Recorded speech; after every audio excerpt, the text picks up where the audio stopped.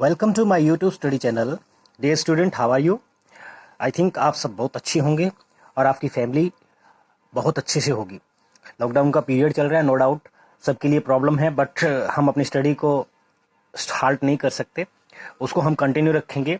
सो 12th class के अंदर मैं जो है आप लोगों को पढ़ाने वाला था आज कैपेसिटर। तो इससे पहले अगर आप लोगों ने पुराने वीडियोस मेरे नहीं देखे हैं, पहले वो लेक्चर्स अटेंड कीजिए, देन आपको कैपेसिटर का कंसेप्ट जो है वो क्लियर होगा। और डियर स्टूडेंट, अगर मेरे चैनल पे फर्स्ट टाइम आए हो तो सब्सक्राइब करना ना भूलें, बेल आइकन को प्रेस कीजिए सो दैट कि आपको मेरी अपकमिंग वीडियोस का नोटिफिकेशन जो है मिल सके। और शेयर करना ना भूलिए, अपने फ्रेंड्स को जरूर शेयर कीजिए। डियर स्टूडेंट, सब्सक्राइब करने में कुछ नहीं जाता है, चैनल को सब्सक्राइब जरूर करना चाहिए। जहां इंफॉर्मेशन मिल रही है वहां हमें कोई झिझक नहीं होनी चाहिए चैनल को सब्सक्राइब करने में। तो डियर स्टूडेंट, ज़्यादा टाइम वेस्ट ना करते हुए मैं आप लोगों को कैपेसिटर स्टार्ट करवाता हूँ। अच्छा, जो भी मैं आप लोगों को पढ़ा रहा हूँ उसका पीडीएफ भी आपको नीचे डिस्क्रिप्शन में लिंक मिल जाता है, वहाँ से आप डाउनलोड कर सकते हो। तो आज जो है हम टुडेज टॉपिक जो भी है, जो कैपेसिटर हम कह सकते हैं, उसको हम स्टार्ट करने वाले हैं। चलो, capacitor, what is actually mean by capacitor. देखिए, अभी मैंने लास्ट लेक्चर में आप लोगों को पढ़ाया था कि चार्ज जो है एक कंडक्टर भी स्टोर करता है। हमें पता है कि जितना चार्ज हम कंडक्टर को देते हैं वो यूनिफॉर्मली डिस्ट्रीब्यूट हो जाता है ओवर द सरफेस। लेकिन क्या कंडक्टर काफी है हमारे लिए चार्ज स्टोर करने के लिए? इसका आंसर डेफिनेटली नो होगा। तो हम ऐसा क्या बनाएं सो दैट कि हम जो है चार्ज को स्टोर कर सकें? तो उसी के लिए हमारे पास होता है कैपेसिटर।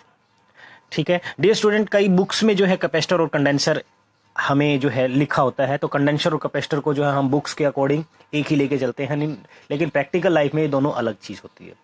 तो हम कैपेसिटर के बारे में स्टडी करते हैं। कैपेसिटर जनरली एक अरेंजमेंट होता है दो कंडक्टर्स का। दो कंडक्टर्स को हम इस तरीके से यूज करते हैं सो दैट कि हम मैक्सिमम चार्ज जो है स्टोर कर सकें। ठीक है, या कह सकते हैं कि इलेक्ट्रिकल एनर्जी को स्टोर कर सकें। तो कैपेसिटर की जनरल डेफिनेशन में भी मैंने यही लिखा है, a capacitor is an arrangement of two conductors separated by insulating medium that is used to store electric charge and electrical energy। ठीक है, तो कैपेसिटर जो है एक अरेंजमेंट हम कह सकते हैं जो चार्ज को स्टोर करेगा, इलेक्ट्रिकल एनर्जी को स्टोर करेगा। अब इसका जो सिंबल होता है, जनरली सिंबल कैसा होता है वो मैं आपको बता देता हूं। कैपेसिटर का जो सिंबल हम बुक में यूज करते हैं वो ये, या फिर इसको हम इस टाइप का भी हल्का सा इसको कर्व दे देते हैं, ये भी यूज करते हैं। ठीक है, ये सिंबल हम यूज करते हैं। एक वर्ड और आता है वेरिएबल कैपेसिटर। वेरिएबल कैपेसिटर को वरेक्टर भी बोलते हैं। इसको हम जनरली कुछ ऐसे शो करते हैं, एरो का साइन इसके ऊपर लगा देते हैं, ये वेरिएबल कैपेसिटर को रिप्रेजेंट करता होता है। ठीक है, अभी लास्ट लेक्चर में हमने कैपेसिटी का जो कंसेप्ट स्टडी किया था, कैपेसिटेंस जिसको हम कहते हैं, वो क्या था? Capacitance C is equals to, हमने कहा था कि चार्ज डिवाइड बाय पोटेंशियल। ठीक है, ये हमने एक जनरल फॉर्मूला स्टडी किया था।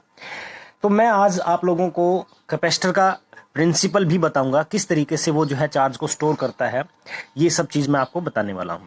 तो प्रिंसिपल ऑफ कैपेसिटर।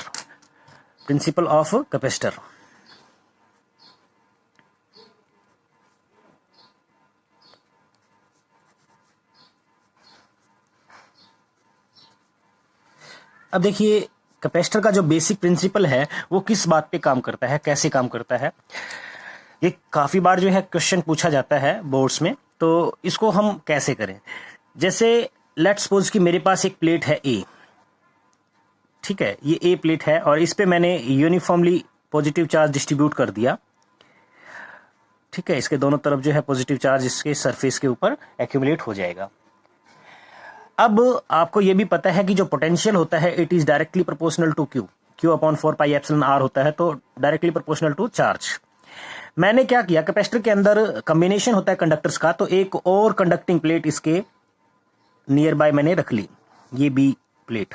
ठीक है, इस बी प्लेट पे मैंने क्या किया है, जैसे मैं इसके नजदीक रखूंगा बी प्लेट को, तो ए प्लेट पे जो चार्ज है उसकी वजह से बी प्लेट पे क्या हुआ, चार्ज इंड्यूस होगा। इसके इस साइड पे आपको पता है कि नेगेटिव चार्ज आ जाएगा, ठीक है, जितना पॉजिटिव चार्ज है उतना ही मैग्नीट्यूड का नेगेटिव चार्ज इस साइड में और उतना ही पॉजिटिव चार्ज इसके अदर साइड पे आ जाएगा। ठीक है, अब हुआ क्या भाई, अपने को एक चीज पता है कि V is directly proportional to Q, जितना चार्ज होगा उतना ज्यादा पोटेंशियल होगा। और मैंने आप लोगों को ये बताया था कि पॉजिटिव चार्ज के लिए पॉजिटिव पोटेंशियल और नेगेटिव चार्ज के लिए नेगेटिव पोटेंशियल।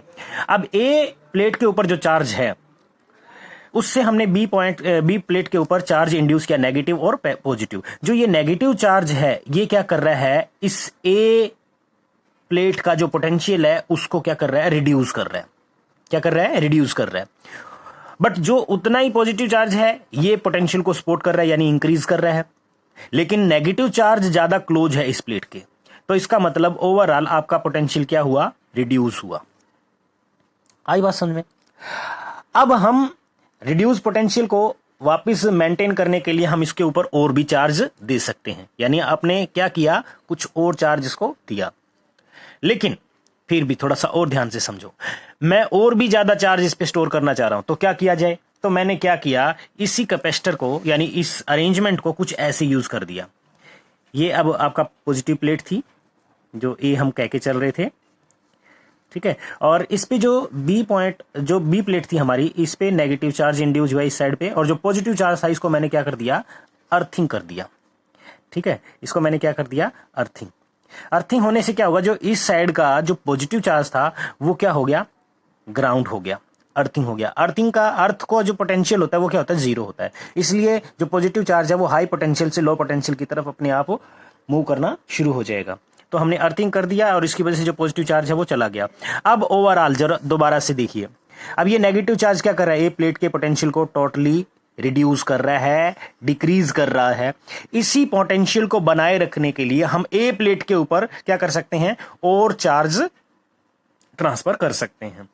ठीक है, सो ये है बेसिक प्रिंसिपल कि चार्ज कैसे स्टोर किया जाता है कम से कम प्लेस के अंदर ज्यादा से ज्यादा। ठीक है, तो कैपेसिटर का जो बेसिक प्रिंसिपल है उस प्रिंसिपल में आपको एक टर्म जो है ध्यान रखनी है, वो ये कि कम से कम स्पेस के अंदर ज्यादा चार्ज कैसे स्टोर करें। कैपेसिटर के अंदर यही किया जाता है।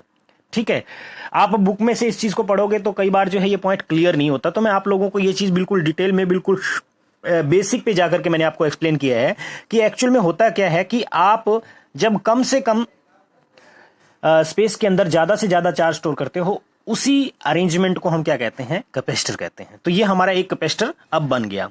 ठीक है, अब इस पे जो रिड्यूस हुआ पोटेंशियल इस नेगेटिव चार्ज की वजह से, तो इस पोटेंशियल को मैं वापस बनाए रखने के लिए क्या करूंगा, और चार्ज दूंगा, और जितना चार्ज दूंगा उतना ही पोटेंशियल हमारा क्या हो जाएगा, इंक्रीज हो जाएगा। तो ये है मेथड एक कैपेसिटर के अंदर कम से कम स्पेस के अंदर ज्यादा चार्ज स्टोर करना। ठीक है, आई थिंक आपको ये कंसेप्ट क्लियर हो गया। एक बार मैं शॉर्ट में दोबारा से फिर बता देता हूं कि बेसिक प्रिंसिपल जो है कैपेसिटर का वो क्या है कि हम एक प्लेट लेते हैं ए और उसको हम पॉजिटिवली चार्ज कर देते हैं, उसके नियर बाय में सेकंड प्लेट बी रखते हैं और उस पे चार्ज इंड्यूस हुआ due to the charge on A, negative भी हुआ और पॉजिटिव भी हुआ। नेगेटिव की वजह से आपको पता है जो पोटेंशियल वो रिड्यूस हुआ और पॉजिटिव चार्ज की वजह से क्या हो रहा है, पोटेंशियल इंक्रीज हो रहा है। लेकिन अब आपने क्या किया, इसको अर्थिंग किया, अर्थिंग किया तो ये पॉजिटिव चार्ज क्या हो जाएगा, ग्राउंड हो गया, यानी अर्थिंग हो गई। अब सिर्फ क्या बचा, नेगेटिव चार्ज, और ये क्या कर रहा है, इस ए प्लेट के पोटेंशियल को रिड्यूस कर रहा है। इस पोटेंशियल को बनाए रखने के लिए हम क्या करते हैं, इसको और एक्स्ट्रा चार्ज प्रोवाइड कर सकते हैं। This is what the known as principle of capacitor. तो कैपेसिटर इसी सिस्टम पे जो है काम करता है। तो अब हम नेक्स्ट बात कर लेते हैं कि जो कैपेसिटर होता है वो कितने तरह के होते हैं। ठीक है, कैपेसिटर के जो टाइप्स हैं वो कितने तरह के हैं। मैं आप लोगों को जो बुक का जो हमें जो टाइप दे रखा है पहले हम वो बता देते हैं, टाइप्स ऑफ कैपेसिटर। तो इसमें हमारा पहला कैपेसिटर है parallel plate capacitor, very very important, parallel plate capacitor बहुत इंपॉर्टेंट है हमारे लिए ये। ठीक है, सेकंड वन है स्फेरिकल कैपेसिटर, और थर्ड वन है सिलेंड्रिकल कैपेसिटर।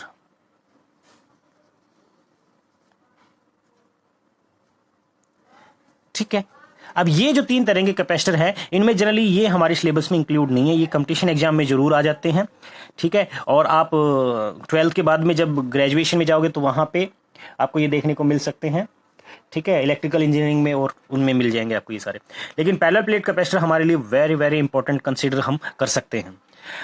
अब ये तो टाइप है जनरल जो हम स्टडी करेंगे, लेकिन इनके अलावा कैपेसिटर को depending upon the dielectrics used, जो हमने ये दो पैरेलल प्लेट यूज किए इनके बीच में डाइलेक्ट्रिक हम इंक्लूड करते हैं, डाइलेक्ट्रिक इसमें इंट्रोड्यूस करते हैं, वो डाइलेक्ट्रिक किस टाइप का है उसके बेस पे कैपेसिटर के बहुत तरह के टाइप हो सकते हैं। अगर आपने माइका यूज किया है तो माइका कैपेसिटर कहलाएगा, पेपर अगर यूज किया है दोनों प्लेट्स के बीच में तो पेपर कैपेसिटर, सैंड अगर यूज किया तो सैंड कैपेसिटर, इलेक्ट्रोलिटिक कैपेसिटर भी बोल सकते हैं, ठीक है।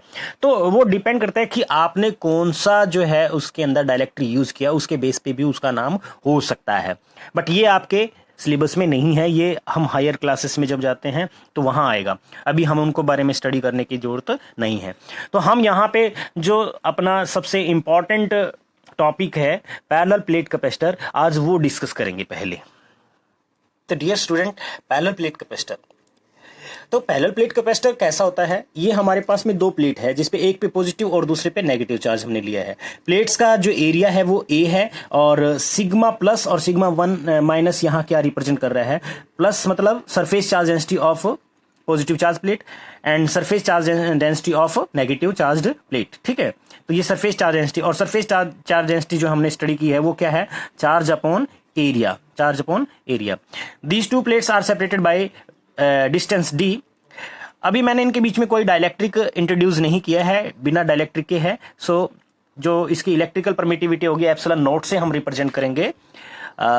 और हमें पता है, ये लास्ट लेक्चर में हमने स्टडी किया था कि दो प्लेट्स, एक पे पॉजिटिव और दूसरे पे अगर नेगेटिव चार्ज है पैरेलल प्लेट में, तो उनके दोनों तरफ इलेक्ट्रिक फील्ड जीरो होता है और बीच में इलेक्ट्रिक फील्ड जो है सिग्मा अपॉन एप्सिलॉन नॉट होता है, ठीक है। ये आप लोगों को अच्छे से पता हो भी होना चाहिए, पहले के लेक्चर जो है उनको अच्छे से अटेंड कर लीजिए।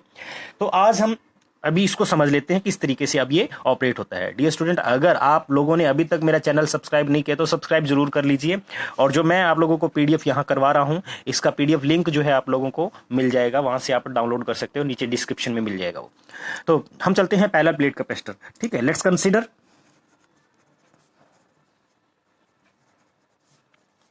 ए parallel plate capacitor,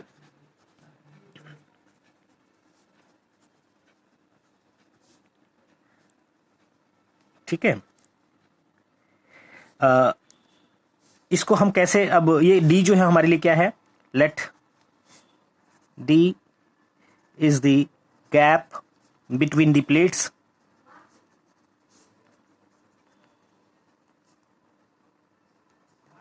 surface charge density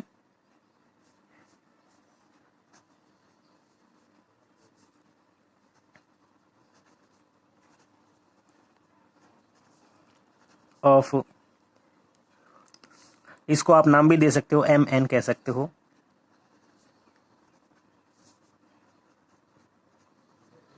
respectively, ठीक है। तो ये हम कंसीडर कर लिया हमने।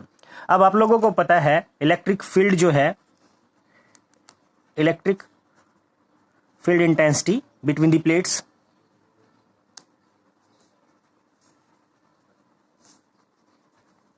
वो कितना है?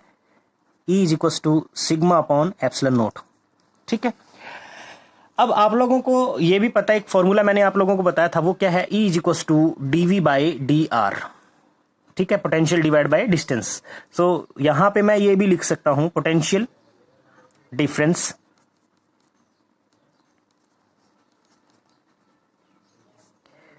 Difference is equal to electric field intensity into gap, ठीक है। जो इनके बीच का गैप है, आर यहां डिस्टेंस को रिप्रेजेंट कर रहा है तो इनके बीच का गैप है वो यहां हम लिख सकते हैं। तो जो पोटेंशियल आएगा वो मैं लिख देता हूं। इलेक्ट्रिक फील्ड इंटेंसिटी हमारी कितनी है? Electric field intensity E into D से मैंने रिप्रेजेंट कर दिया, और E यहां पे है क्या वो भी आपको पता है, sigma upon epsilon not into D. So ये हमारा क्या हो गया? पोटेंशियल हो गया। अब इसमें भी कैपेसिटेंस की अगर हम बात करें, इलेक्ट्रिकल कैपेसिटेंस या capacity of the parallel plate capacitor,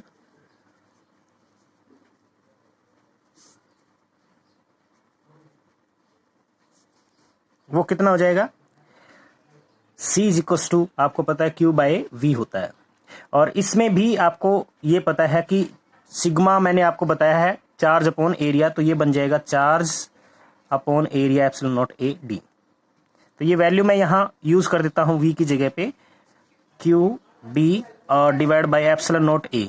so Q will get cancel, capacity C is equal to epsilon naught A divide by D. ये हमारा जनरल फॉर्मूला बन जाएगा कैपेसिटी का या इलेक्ट्रिकल कैपेसिटेंस का और पैरेलल प्लेट कैपेसिटर। ठीक है, जब हमने ये एक्चुअल में किस कैपेसिटर की बात कर रहे हैं, जब हमने कोई डाइलेक्ट्रिक यूज नहीं किया।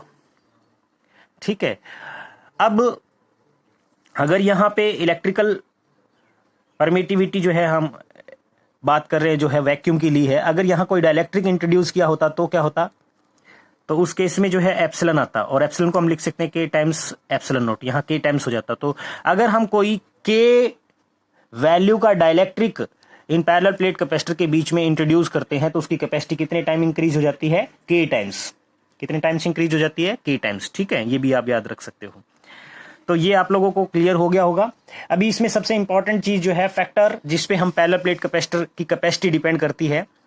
ठीक है, कौन कौन से फैक्टर हैं जिन पे पैरेलल प्लेट कैपेसिटर की कैपेसिटी डिपेंड करती है। नंबर 1 एरिया, दूसरा गैप, ठीक है, और तीसरा है इलेक्ट्रिकल परमिटिविटी। तो ये भी बता देते हैं। ठीक है, factors on which the capacity of parallel plate capacitor depends. ठीक है, जिस पे डिपेंड करती है वो अब कौन कौन से फैक्टर्स हैं। अभी आपके फॉर्मूले में जो चीज है वही है सारी। नंबर 1 है एरिया ऑफ द प्लेट,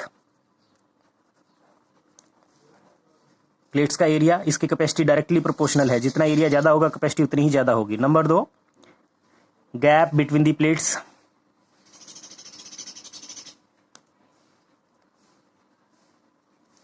तो गैप के इनवर्सली प्रोपोर्शनल है, C is inversely proportional to D। And third one वो क्या है, वो है इलेक्ट्रिकल परमिटिविटी। ठीक है, परमिटिविटी ऑफ मीडियम।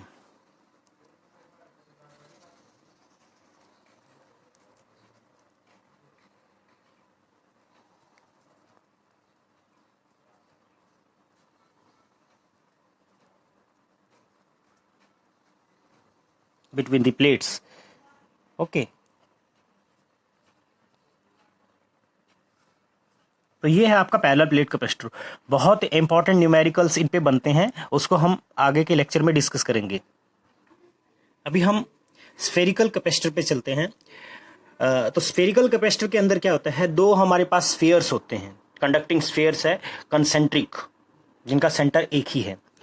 तो हमने क्या किया है, जो इनर स्फीयर है, इनर स्फीयर की रेडियस a हमने कंसीडर की है और आउटर स्फीयर जो है उसकी रेडियस b कंसीडर की है। ठीक है, इनर स्फीयर जो है उसको हमने अर्थिंग कर रखा है। अब ये आउटर स्फीयर जो है, आउटर स्फीयर के ऊपर पॉजिटिव चार्ज q है और इनर स्फीयर के ऊपर नेगेटिव चार्ज q है। आपको पता है कि किसी भी कंडक्टर के अंदर जो कैविटी है उसके अंदर इलेक्ट्रिक फील्ड इंटेंसिटी क्या होती है, 0 होती है। तो अब स्फेरिकल कैपेसिटर के अंदर किस तरीके से हम कैपेसिटी कैलकुलेट करेंगे वो आप लोगों को मैं बताऊंगा। तो इसके लिए आप लोगों को करना क्या है, सिंपली पोटेंशियल का कंसेप्ट आपको पता होना चाहिए। तो हमने यहां कंसीडर कर लिया 2 कंसेंट्रिक स्फीयर्स। ठीक है, पॉजिटिव चार्ज जो है आउटर स्फीयर के ऊपर है और नेगेटिव चार्ज जो है इनर स्फीयर के ऊपर है। कंडक्टर है इसीलिए सेम चार्ज, मैग्नीट्यूड सेम होगा इनका। तो हम सबसे पहले पोटेंशियल की बात कर लेते हैं। ये टॉपिक आपके सिलेबस में नहीं है बट मैं आप लोगों को करवा रहा हूं ताकि आपको फॉर्मूला वगैरह पता हो, कंपटीशन एग्जाम्स में जरूर होता है ये। ठीक है, तो हम इलेक्ट्रिक पोटेंशियल की बात करते हैं। Net electric potential, net electric potential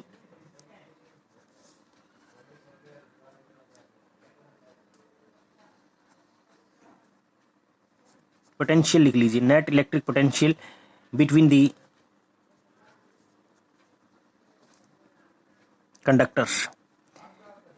in conductors के बीच में नेट पोटेंशियल कितना होगा, V इज इक्वल टू, अब आपको पता है कि इसकी वजह से पोटेंशियल होगा और इसकी वजह से पोटेंशियल होगा। उन दोनों पोटेंशियल को हम लिख लेते हैं V1 plus V2। V1 outer की वजह से और V2 जो है इनर स्फीयर की वजह से हम कंसीडर कर लेते हैं। तो V इज इक्वल टू आपको तक पता है, आउटर स्फीयर है, पॉजिटिव चार्ज है Q/4 पाई एप्सिलॉन नॉट और रेडियस आएगी यहां से यहां तक की, वो है B। प्लस, अब प्लस की बजाय मैं माइनस क्यों ले रहा हूं, क्योंकि इस पे नेगेटिव चार्ज है और नेगेटिव चार्ज के लिए पोटेंशियल मैंने आपको क्या बताया था, negative Q upon 4 pi epsilon naught, और इसकी रेडियस जो है वो है a। ठीक है, अब इसमें आपको ये पता है कि कुछ चीज कॉमन आ रही है, Q upon 4 pi epsilon naught, और अंदर हो जाएगा 1/b माइनस 1/a। ठीक है, और it can also be written as Q upon 4 pi epsilon naught, और इसका एलसीएम a इंटू बी, और यहां आ जाएगा a माइनस बी। ठीक है, और अब देखिए a माइनस बी जो है आपको पता है ये वैल्यू नेगेटिव आएगी, डजेंट मैटर मैग्नीट्यूड हम यहाँ पे लेके चलते हैं, इससे कोई फर्क नहीं पड़ता। और अगर आपको ये पॉजिटिव चाहिए तो इनर प्लेट को पॉजिटिव ले सकते हो और आउटर प्लेट को जो है नेगेटिव। तो आउटर प्लेट को मैं अगर अर्थिंग करूंगा तो ये वैल्यू आपको पॉजिटिव मिल जाएगी उस केस में। ठीक है, सिर्फ यही है, गलत नहीं है कुछ भी। तो ये हमारी वैल्यू आ गई पोटेंशियल की, और इस पोटेंशियल से हम कैपेसिटी पे कैसे जाएंगे, electrical capacity, electrical capacitance of spherical capacitor. C is equal to Q by V हम लिख सकते हैं। So Q divide by V, V की वैल्यू अभी आपको पता है Q into A minus B, और डिवाइड बाय 4 पाई एप्सिलॉन, ऊपर चला जाएगा 4 pi epsilon not into A into B. ठीक है, अब Q will get cancel, so जो कैपेसिटी आएगी वो आ जाएगी C is equal to 4 pi epsilon naught A B divided by A minus B. तो ये जनरल फॉर्मूला हो जाएगा हमारे इलेक्ट्रिकल कैपेसिटेंस कैलकुलेट करने का, किसके लिए, स्फेरिकल कैपेसिटर के लिए। तो ऐसे क्वेश्चंस को भी आप आराम से कर सकते हो। ठीक है, तो आई होप आपको ये समझ में आया होगा। नेक्स्ट टॉपिक मैं आपको बता देता हूं, सिलेंड्रिकल कैपेसिटर। नेक्स्ट है अपना सिलेंड्रिकल कैपेसिटर। तो सिलेंड्रिकल कैपेसिटर किस तरीके से जो है वर्क करता है और उसकी कैपेसिटी कितनी होगी, उसके बारे में डिस्कस कर लेते हैं। देखिए, दो यहाँ पे कंसेंट्रिक नहीं कह सकते इनको, दो सिलेंडर है जिनका एक्सेस एक ही है। ठीक है, जो इनर सिलेंडर मैंने कंसिडर किया उसकी रेडियस a है, और आउटर सिलेंडर जो मैंने कंसिडर किया है उसकी रेडियस जो है b है, और इसकी जो लेंथ है वो l हम कंसिडर कर लेते हैं। ठीक है, अब इससे हम कैपेसिटी कैलकुलेट करें, इसके लिए हमें एक थोड़ा सा यहाँ काम करना पड़ेगा। वो ये है कि एक मैंने इमेजिनरी गॉसियन सरफेस कंसिडर कर लिया। ठीक है, ये एक गॉसियन सरफेस मैंने कंसिडर कर लिया r रेडियस का। ठीक है, ये r रेडियस का मैंने जो गॉसियन सरफेस कंसिडर किया है। अब इसके अक्रॉस फ्लक्स कितना होगा, ठीक है, फ्लक्स थ्रू गॉसियन सरफेस। तो उस गॉसियन सरफेस से जो फ्लक्स होगा उसको मैं फाई ई कह देता हूं, और अकॉर्डिंग टू गॉस थ्योरम वो कितना होता है, Q अपॉन एप्सिलॉन होता है, Q अपॉन एप्सिलॉन होता है। अब आपको ये अच्छे से पता है कि फ्लक्स जो है, अगर आपको पता है तो इलेक्ट्रिक फील्ड हम कैसे कैलकुलेट करें। ठीक है, कैसे कैलकुलेट करते हैं ये आप लोगों को अच्छे से पता होना चाहिए, किस तरीके से कैलकुलेट करते हैं। फ्लक्स को मैं क्या लिखता हूं, E इंटू सरफेस एरिया। तो इसका सरफेस एरिया कितना आएगा, जो गॉसियन सरफेस आपने कंसीडर किया उसका सरफेस एरिया आएगा यहाँ पे। ठीक है, E इंटू सरफेस एरिया। तो सरफेस एरिया मैं लिख देता हूं 2 पाई r इसकी रेडियस है, और l। ठीक है, ये आ जाएगा is equal to Q upon epsilon naught. But आपको ये भी पता है कि लीनियर चार्ज डेंसिटी का कंसेप्ट, लीनियर चार्ज डेंसिटी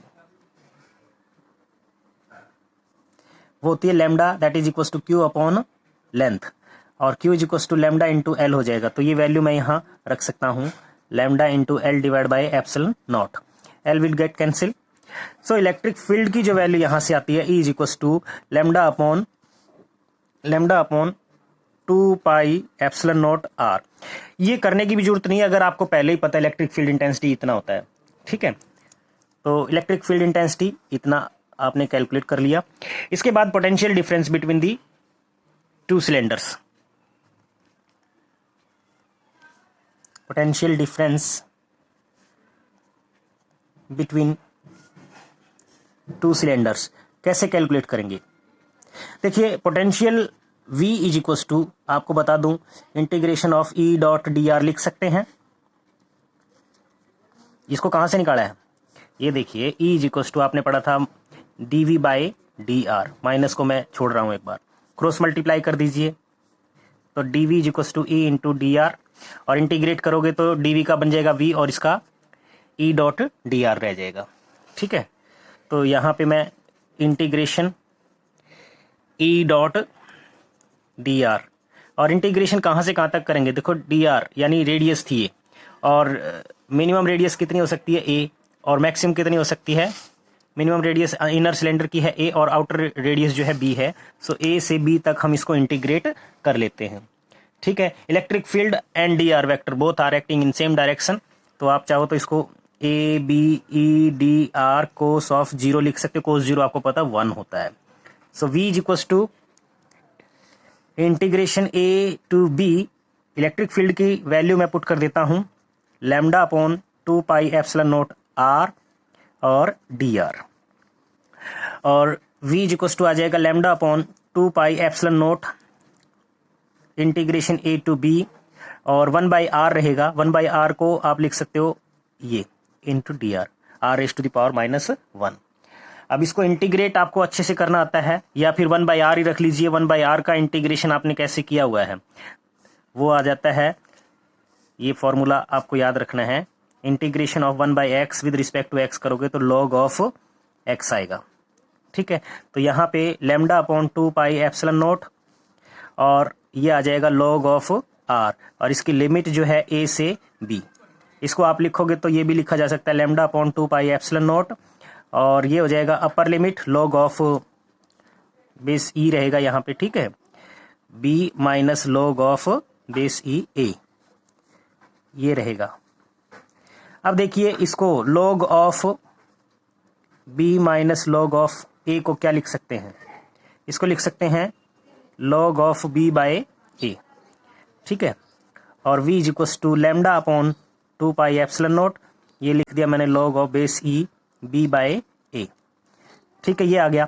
अब कैपेसिटी, अब फॉर्मूला जनरली कैपेसिटी का जो आप है वो लगा सकते हो। ठीक है, C is equal to Q by V. अब Q की वैल्यू अगेन यहाँ पे आप क्या लिख सकते हो, लैम्डा इंटू एल, और potential lambda upon 2 pi epsilon naught. ठीक है, और नीचे जो टर्म है हमारी log of base e b by a, lambda will get cancel, so capacity जो आ जाएगी यहाँ से वो आएगी 2 pi epsilon naught L divided by log of base e b by a। Sometime log of base e ऐसे इसको हम ln मतलब नेचुरल लॉग भी लिख देते हैं। ठीक है, तो ये जनरल फॉर्मूला आ गया हमारा किसका, कैपेसिटी ऑफ सिलेंड्रिकल कैपेसिटर। तो आज के लिए काफ़ी है ये। आज मैंने आप लोगों को तीनों तरह के कैपेसिटर का कैपेसिटी कैसे कैलकुलेट करते हैं ये बताया, और उसमें सबसे इंपॉर्टेंट हमारे लिए जो आज का पहला टॉपिक था यानी capacitor, principal of capacitor and parallel plate capacitor, ये बहुत ज़्यादा इंपॉर्टेंट है, और इन्हीं पे बेस्ड न्यूमेरिकल भी अपने को लगभग मिलते हैं। ठीक है, तो आज इतना ही करेंगे हम, और डियर स्टूडेंट मेरे चैनल को सब्सक्राइब करना ना भूलें, और अच्छे से पढ़ाई कीजिए, और चैनल सब्सक्राइब करवाइए, ये आपका चैनल है। आप अपने फ्रेंड्स को नहीं बोल सकते क्या चैनल सब्सक्राइब करो, चैनल सब्सक्राइब करो। आपको लगता है कि कोई मोबाइल चला रहा है, खोल करके तुरंत यूट्यूब पे जा करके आप मेरा चैनल सब्सक्राइब करवा दीजिए। बुक्कल सर सर्च करोगे तो आ जाएगा, उसमें बुक्कल और सर के बीच में स्पेस नहीं है। ठीक है, तो thank you and have a nice day.